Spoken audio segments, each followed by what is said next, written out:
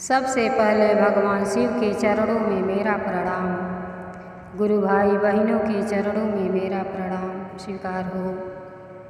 अगर मेरी कथा आपको अच्छी लगे तो कथा को शेयर कर दीजिएगा और हमारे विधाता ज्ञान चैनल को सब्सक्राइब कर लीजिएगा।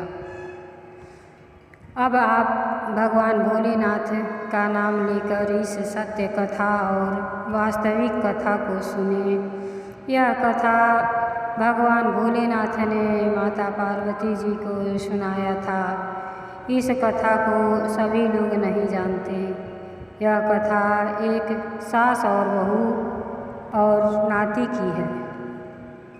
गुरु भाई बहना, आज मैं सास बहू और एक नाती की एक सुंदर कथा सुनाने जा रही हूँ।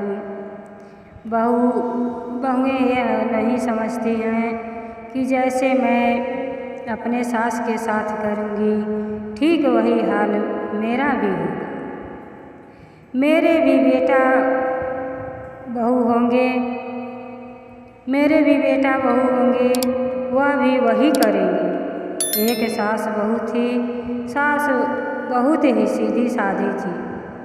उनका स्वभाव भी बहुत अच्छा था।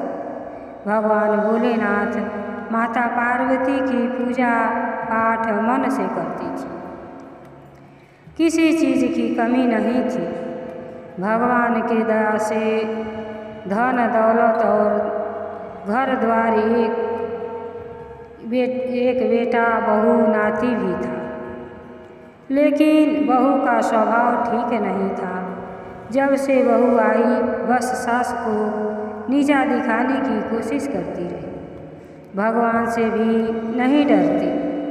उसके माँ बाप ना जाने कैसे संस्कार दिए थे। काम धाम भी ठीक तरीके से नहीं करती थी। राक्षसी जैसे स्वभाव था। खाना बनाती तो सबसे पहले अपने खाती और खाकर सो जाती।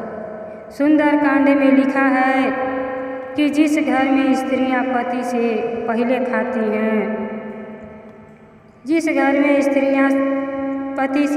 खाती हैं, तो अगले जन्म में छछूंदर बनती हैं। इसलिए पहले से परंपरा बना है कि पहले अपने बड़ों को भोजन कराएं, उसके बाद अपने खाएं और सुबह उठकर पहले घर की सफाई करें और फिर स्नान करके ही खाना बनाएं। बिना ब्रश चूल्हा नहीं जलाना चाहिए। बहुत बड़ा दोष लगता है। गुरु भाई बहना, जब सास पूजा पाठ करके आती तो बहू सास के गले में घंटी बांध देती। और गेहूँ पीसने को कहती थी। सास बूढ़ी हो चुकी थी, लेकिन वह दिन भर गेहूँ पीसती थी। अगर रुक जाती थी तो बहू दौड़ी दौड़ी सास के पास आती थी और फटकारने लगती थी कि बैठ कर आराम कर रही हो, गेहूँ कौन पीसेगा। तो सास बेचारी दिन भर गेहूँ पीसती रहती। एक दिन उनका तबीयत खराब हो गया और उनकी मृत्यु हो गई। तो गुरु भाई बहना, बूढ़ी सास का जो नाती था वह सब कुछ देख रहा था कि उसकी माँ उसके दादी के साथ क्या क्या कर रही है। तो अपने दादी के गले से घंटी जाकर निकालने लगता। अपने दादी के गले से घंटी जाकर निकालने लगा तो इतने में उसकी माँ आ जाती है और पूछती है कि बेटा, घंटी क्यों निकाल रहे हो।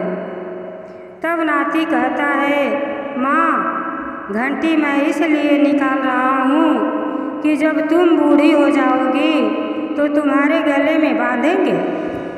तब बहू को झटका लगता है और खूब पछताती है कि हमको ऐसा नहीं करना चाहिए था।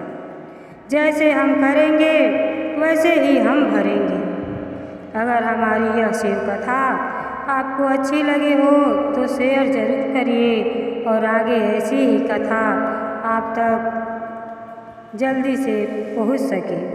इसके लिए आप हमारे विधाता ज्ञान चैनल को सब्सक्राइब कर दीजिए। भगवान भोलेनाथ आप लोगों की रक्षा करेंगे। हर हर महादेव, हर हर महादेव।